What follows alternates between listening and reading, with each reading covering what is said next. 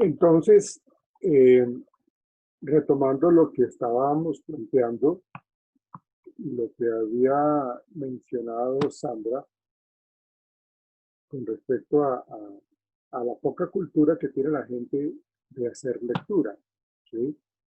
Entonces, yo les estaba diciendo que es como un nivel de control que tienen los jefes inmediatos, los supervisores, para hacer que la gente lea, ¿sí? Yo me acuerdo, por ejemplo, en el centro médico lo que hacen es que le pasen a uno una información porque vamos a tener auditoría médica, entonces que viene la Secretaría de Salud o que viene la auditoría interna, entonces tenemos que tener claro el manejo de la historia clínica, tenemos que tener claro eh, qué es lo que tiene que ver con la capacidad instalada, cuáles son los protocolos para atención al usuario, bueno, una gran cantidad de cosas que le entregan a uno y uno, lo que tú decías, ¿no? Como que uno tiene que firmar el recibido de que nos entregaron la información. Ahora depende de nosotros leerla, ¿sí? Entonces, luego le hacen a uno como una especie de quiz con respecto a ciertos temas, ¿sí? Y bueno, lógicamente uno no quiere quedar como, como obtener una baja calificación, sino por el contrario, pues responder como a ese requisito que es la lectura con respecto a lo que nos están dando de información al interior de la empresa y mucho más cuando se habla de los procesos de calidad, cuando se hacen esas auditorías internas o cuando viene la Secretaría de Salud a hacernos esas auditorías, porque eso llegan allá y entran al consultorio y le revisan a uno las historias clínicas y le preguntan a uno una serie de aspectos asociados al manejo de los usuarios, de los pacientes.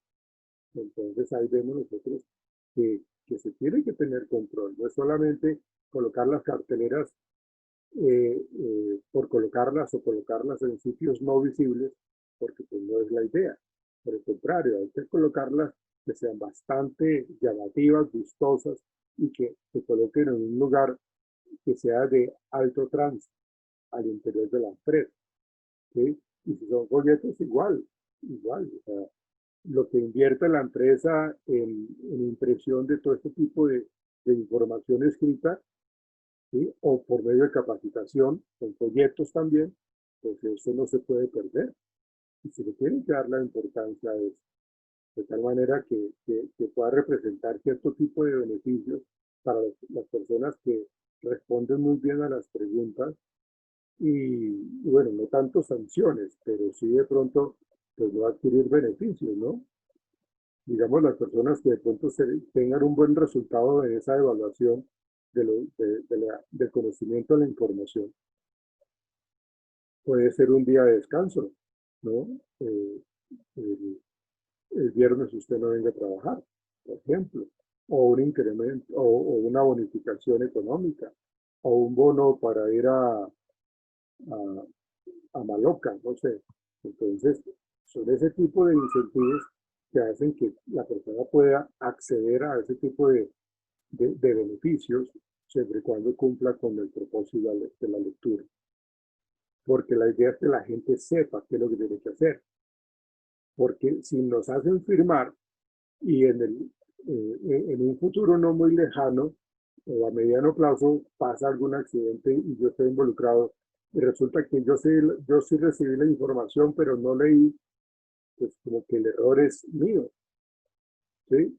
Pues también en parte el supervisor por no estar seguro y no confirmar de que sí se realizó la lectura.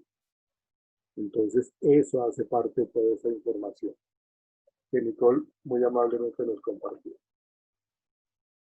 Vamos a darle el espacio entonces a Kiara para que nos explique esa guía de desarrollo de simulacros, a ver qué nos tiene para decirnos. Entonces vamos a escucharla, Kiara. Sí, señor. Ok. ¿Sí se me escucha bien? Sí, ¿Ahorita sí? sí, ahora sí, ya está Sí. Ah, totalmente bueno. perfecta la voz. Bueno. Ya te comparto, ya te comparto. Y le iba a pedir el favor que me permitiera compartir pantalla. Claro, ya lo puedes hacer, Caterina.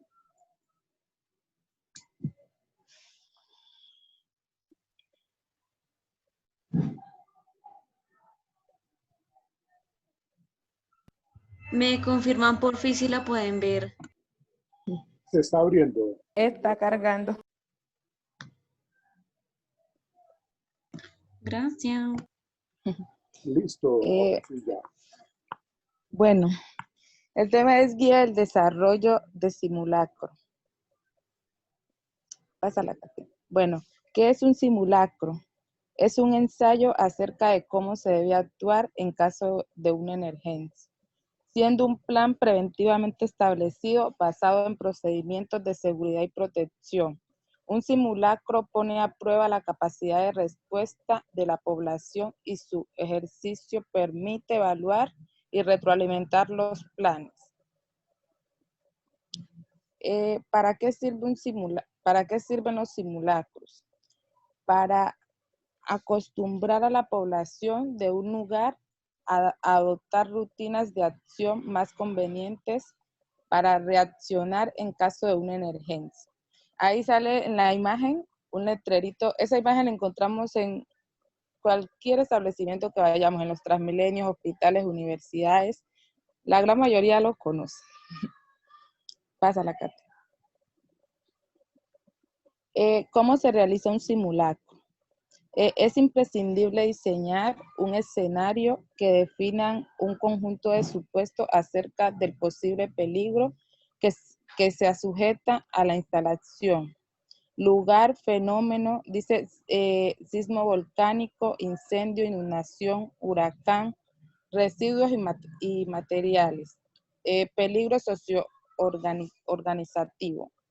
Ahí sale en la imagen, sale como una brigadista, le está dando instrucciones de cómo las personas se deben ubicar en caso de que se presente una emergencia. Ejecución del simulacro. Dice llevar a la práctica todo lo planteado en el ejercicio de gabinete, el ejercicio que yo les mostré anteriormente. Se contemplan los siguientes aspectos. Primero, aplicación de lineamientos de procedimientos y normas establecidas. Segundo, consecución de los objetivos del ejercicio. Tercero, solución de problemas imprevistos derivados de la emergencia. Cuarto, actuación oportuna y eficiente. Quinto, utilización adecuada de los recursos y medios asignados, así como su obtención. Sexto, es necesario precisar cómo se dará aviso a los ocupantes de algún lugar.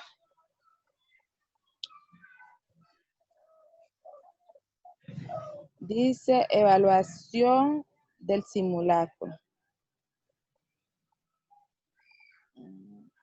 Bueno, se realizará mediante la observación y seguimiento de todo el proceso de ejecución y se notará un formato especial que en el video que les mostraré a continuación lo verán.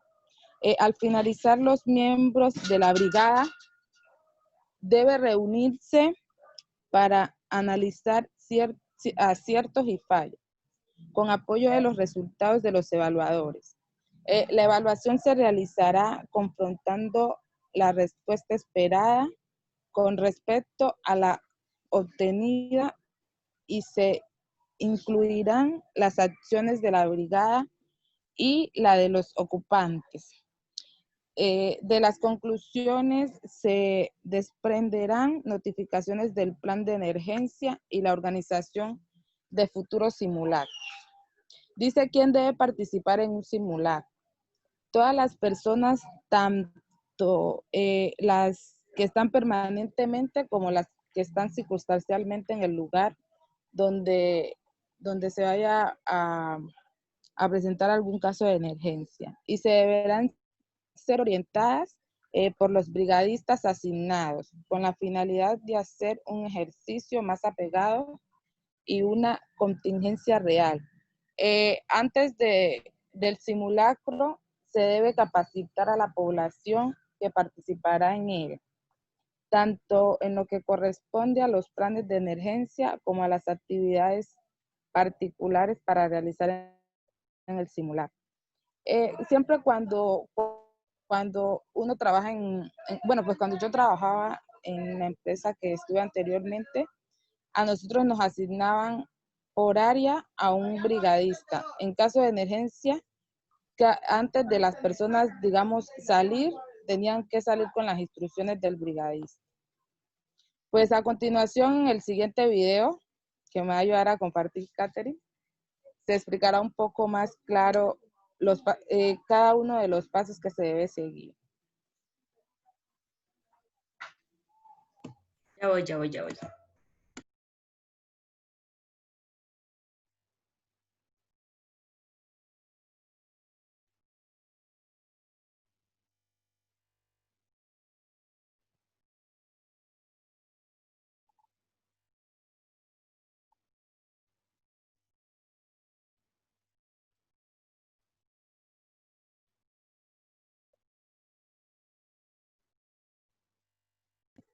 Me confirman si escuchan, porfa. Sí. Listo, gracias. Tu voz sí, pero el video no. No, el video no se está escuchando. El video no tiene audio, Catherine. Tienes que dejar de compartir, colocarle el audio y ahí sí empezarlo nuevamente. Ah, no, Marley dice, entonces, ¿qué pasó ahí? No, mentira, ya va. Al principio se escuchó y ya luego nada.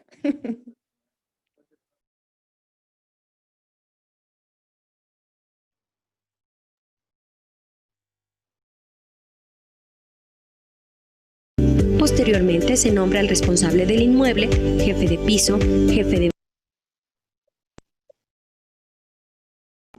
Ahí se está escuchando, Kate. Listo, espérame, ya lo vuelven, me dicen si lo vuelven a escuchar, por favor. Listo. Voy.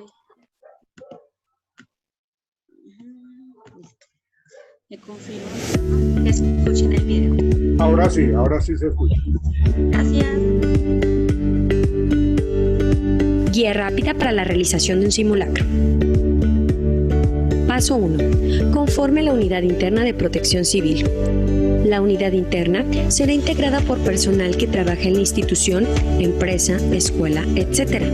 Tendrá que ser mayor de edad y comprometido con la seguridad. Posteriormente se nombra al responsable del inmueble, jefe de piso, jefe de brigada y personal que conformará las 4 brigadas básicas: primeros auxilios, control a conato de incendios, búsqueda y rescate y evacuación. Paso 2. Realice su programa interno de protección civil. El programa interno debe estar registrado y autorizado por la Unidad Municipal de Protección Civil que le corresponda y la Unidad Estatal de Protección Civil y Bomberos Jalisco. Este debe de contener, entre otras cosas, los procedimientos de emergencia, plan de contingencia y plan de continuidad de operaciones que se verán reflejados en la ejecución del simulacro. Paso 3. Capacite al personal de la unidad interna. Previamente, cada uno de los brigadistas debe capacitarse en las 4 brigadas básicas. Por lo menos una vez al año debe de actualizarse y poner en práctica los conocimientos en caso de alguna emergencia. Paso 4. Realice su ejercicio. Los simulacros son una simulación lo más apegada a la realidad de una situación de emergencia que pudiera ocurrir en las instalaciones. En ellos se pone a prueba las habilidades, destrezas y conocimientos de los brigadistas de la unidad interna, para lo cual debemos de tomar en cuenta lo siguiente. Planifique y organice el simulacro. Es importante que se realice un simulacro de gabinete, el cual se refiere a un documento donde se plantee el qué, cómo, cuándo y dónde voy a realizar el ejercicio. Prepare su simulacro. Los brigadistas deben revisar que la alarma, señalización, ruta de evacuación, puntos de reunión y equipos de emergencia se encuentren en excelentes condiciones, disponibles y sean suficientes. Difusión. Dar a conocer al personal, vecinos, cuerpos de emergencia y brigadas de la unidad interna la realización del simulacro. Ejecución. Active la alarma. Evacúe a las personas al punto de reunión, verificando que nadie se quede dentro del inmueble. Instale el puesto de mando, donde se tomarán las decisiones por parte de las autoridades competentes. Realice el conteo de la población permanente y flotante en el punto de reunión. Avise al faltante de personas o algún incendio, fuga, colapso, etc. y atiéndalos. Realice la búsqueda y rescate a las personas lesionadas o atrapadas y bríndele los primeros auxilios. Finalmente, revise completamente su inmueble. Si se encuentra en buenas condiciones, regrese a las actividades cotidianas de forma ordenada.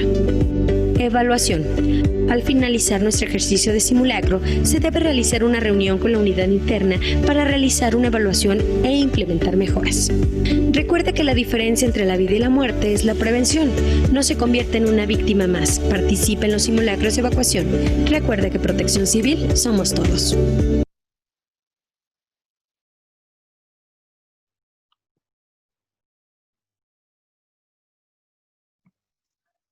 Eso era todo, profe. Muchas gracias. Ok, gracias a ti. Es importante, algo que de pronto no lo tocaste, Kiara, y tiene que ver pues con la parte legal de toda esta situación de los simulacros, porque todo está constituido por una parte legal, y esa parte legal nos permite a nosotros, o le permite al gobierno, al Estado, pues hacer seguimiento y hacer que se cumplan unos decretos, unas normas. Ese marco legal pues, tiene que ver lógicamente con esa legislación nacional, esa legislación distrital, las normas técnicas colombianas, ¿sí? Entonces todo eso tiene una razón de ser, precisamente para poder entender lo que se busca con esta tarea de generar los simulacros, de trabajar sobre ellos y darlos a conocer. Fíjense la relación tan directa y tan clara que existe entre la información, la comunicación y en este caso los simulacros. Porque a partir de esta información es que se va a conocer cuándo se va a diseñar o se va a trabajar el simulacro, cuándo se tienen que reunir para trabajarlo, cuáles son las personas encargadas. Y todo eso se trabaja por medio de una comunicación, de una información, ¿sí? Entonces, eso nos permite a nosotros tener claridad en cuanto a esa legislación nacional. Entonces, para mencionar algunas de estos temas del marco legal, pues voy a mencionar algunas que habla de la Ley 9, por ejemplo, del 79, que habla del Código Sanitario Nacional, en donde en su artículo 501 dice, cuando se habla de salud ocupacional y de desastres, dice, cada comité de emergencias deberá elaborar un plan de contingencia para su respectiva jurisdicción, con los resultados obtenidos en los análisis de vulnerabilidad. O sea, previamente se tiene que hacer ese tipo de exámenes, de evaluaciones de vulnerabilidad. Además, deberán considerarse los diferentes tipos de desastres que pueden presentarse en una comunidad respectiva. El Comité Nacional de Emergencias elaborará para aprobación del Ministerio de Salud un modelo con instrucciones que aparecerá en los planes de contingencia. En el artículo 502 de esta Ley 9 del 79, hace referencia a que el Ministerio de Salud coordinará los programas de entrenamiento y capacitación para planes de contingencia en los aspectos sanitarios vinculados a urgencias y desastres. Todo esto que estamos viviendo con la pandemia es lo que se está manejando con los decretos, con las resoluciones, con todas estas nuevas leyes, precisamente para atender a esta pandemia y hacer una serie de tener conductas de prevención, de aislamiento. Entonces, todo eso, antes de generar todo ese tipo de estrategias, tuvieron que hacer la parte legal para que si no se cumple, pues, entonces se pueda sancionar, ¿sí? Entonces, por ejemplo, dice el decreto 614 del 84, dice, por el cual se determinan las bases para la organización de administración de salud ocupacional en el país.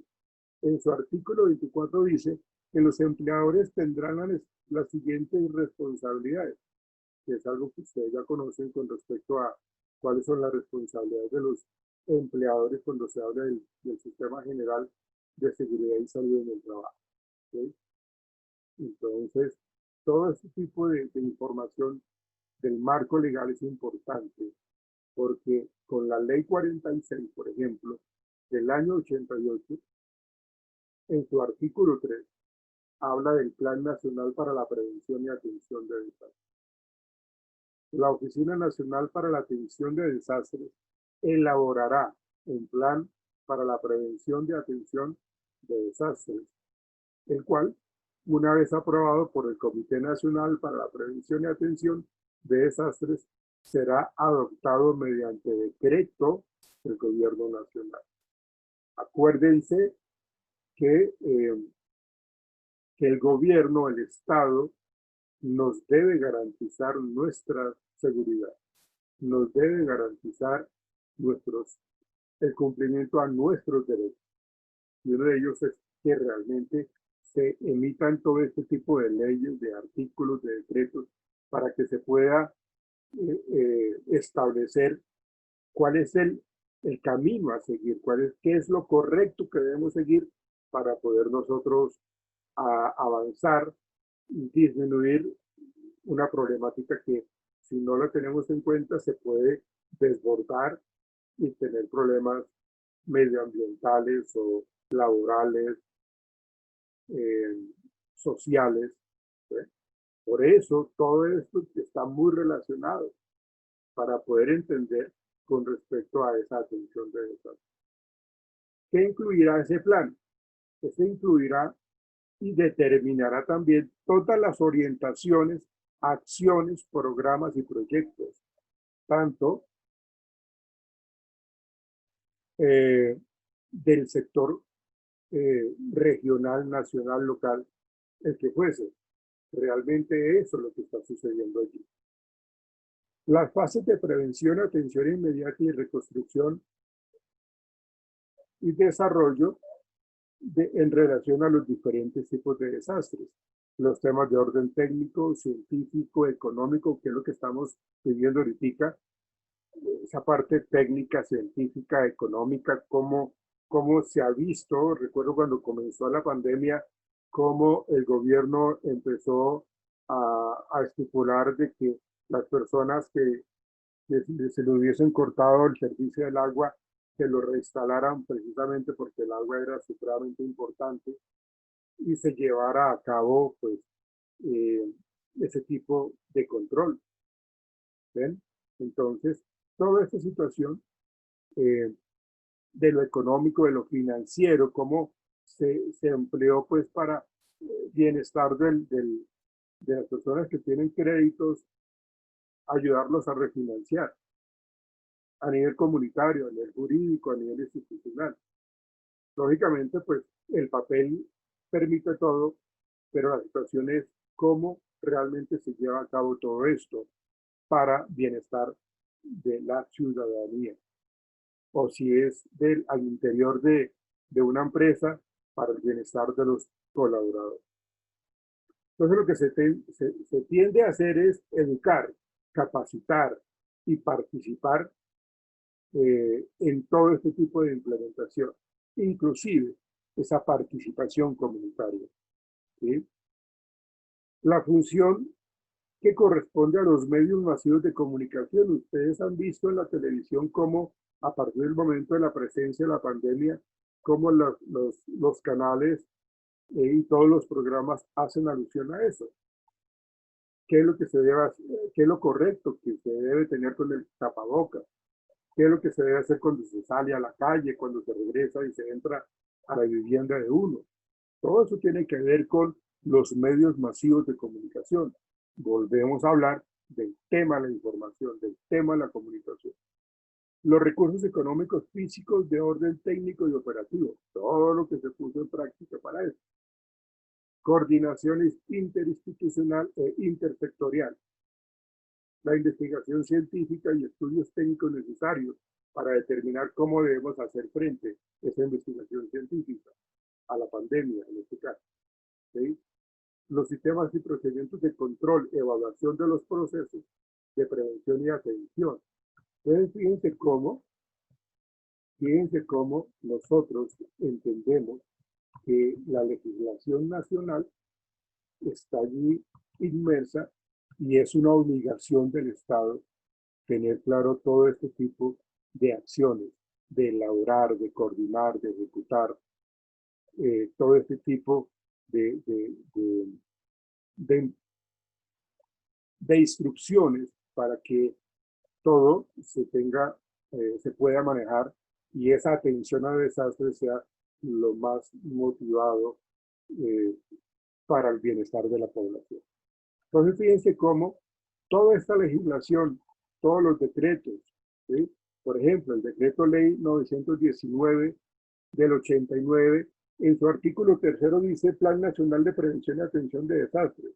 La Oficina Nacional para la Atención de Desastres elaborará un plan nacional para la prevención. El plan incluirá y determinará todas las políticas, acciones y programas, tanto de carácter sectorial como de orden nacional.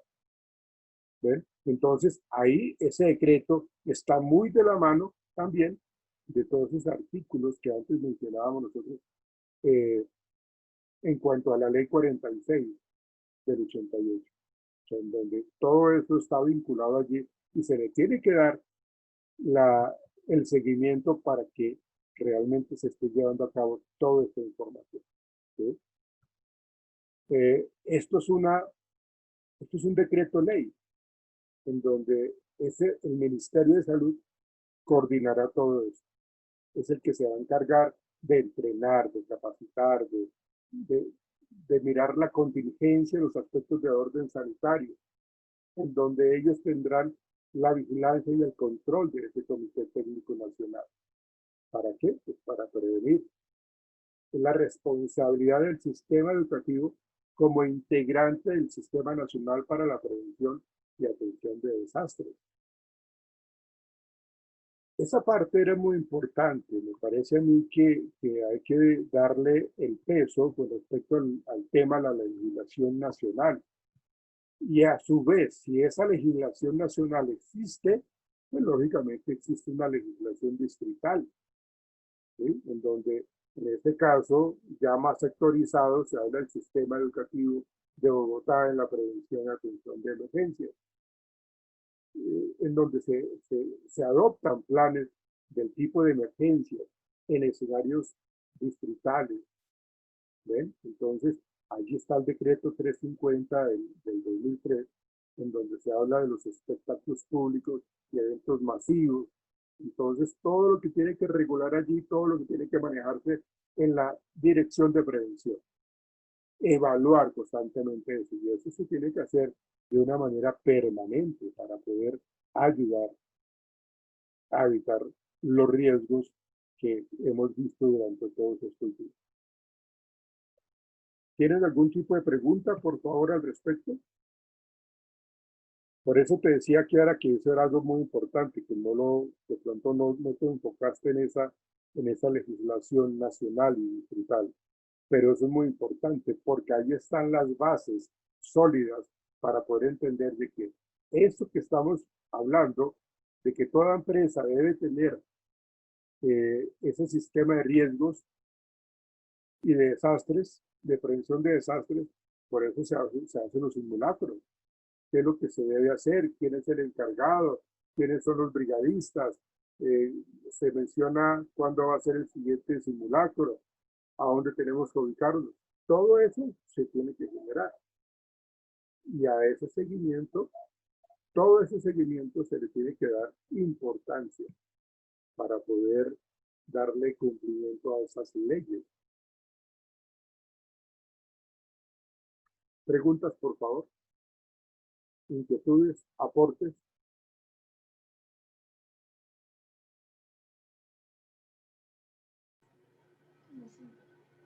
¿Algún comentario? ¿Algo que quieran ustedes aportar, por favor? No, señor. ¿No? Pues, bueno, frente a los temas del plan de emergencias y prevención de desastres, que las personas toman en poco el ir a asistir a los simulacros, les da mucha pereza. Dicen que hacen caras de y otra vez simulacro, Sí. que no dimensionan lo que podría llegar a suceder, y hay que tener en cuenta que a pesar de todas las enseñanzas, pues en un momento de crisis los nervios le ganan a las personas.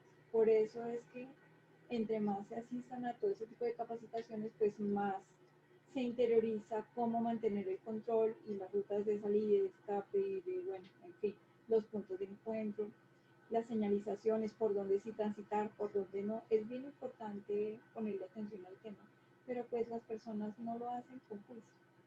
Las veces que se programan de manera distrital, que hay simulacros, que todo el mundo debería estar haciéndolo, el 50% no lo hace.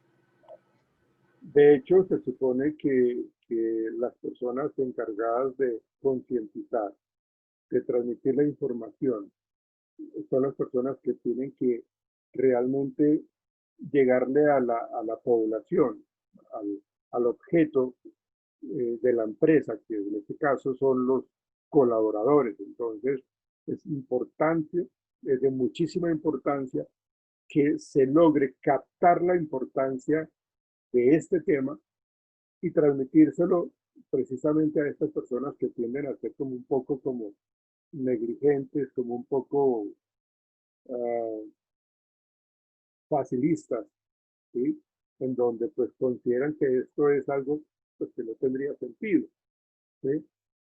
Y eso lo hemos visto en nuestros ambientes de trabajo.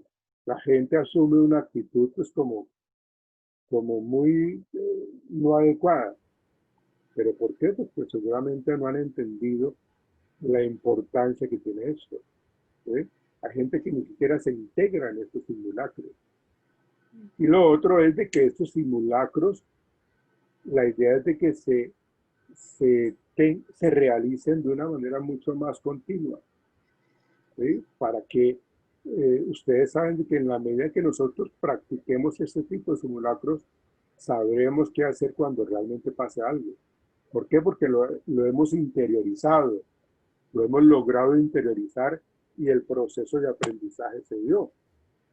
Pero si no lo hacemos de esa manera, y lo hacemos por ahí una vez cada año, pues ahí no hay ningún tipo de ejercicio de simulacro, porque los actores involucrados allí no van a saber qué deben hacer, porque es supremamente distante en el tiempo. Entonces el escenario de entrenamiento es precisamente para que podamos realizar las actividades, las conductas, las actitudes hacia lo correcto, ¿sí? El simulacro es un ensayo, sí, lógicamente, pero es lo que nos permite a nosotros entender cómo debemos actuar en caso de emergencia, siguiendo ese plan previamente establecido, basado siempre en todos esos procedimientos de seguridad y protección. Entonces, con esto lo que se quiere es poner a prueba la capacidad de respuesta de la gente. Y como lo decía Kiara, la idea es evaluar cuáles fueron los errores, cuáles fueron los aciertos y retroalimentar, hacer los cambios necesarios y retroalimentar, ¿sí? Y ver las actitudes de cómo la gente se compromete, cómo se realiza periódicamente esas simulaciones, esos simulacros, ¿sí? Para que los planes de contingencia y los protocolos se lleven a cabo.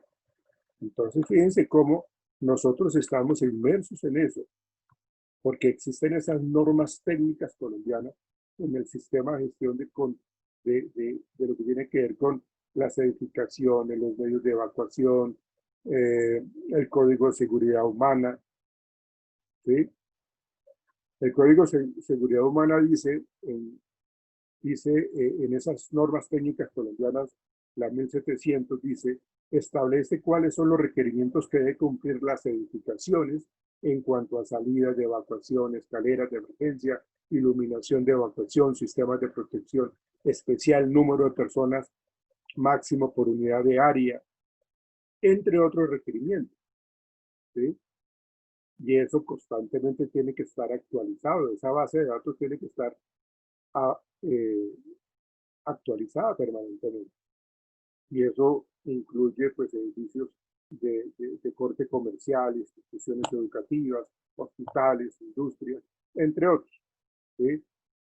Pero tiene que ir con todas esas normas técnicas. O sea, no es solamente hacer el simulacro, sino que también exista una serie de higiene y de seguridad, por ejemplo, la presencia a la mano visual de los extintores portátiles, ¿sí?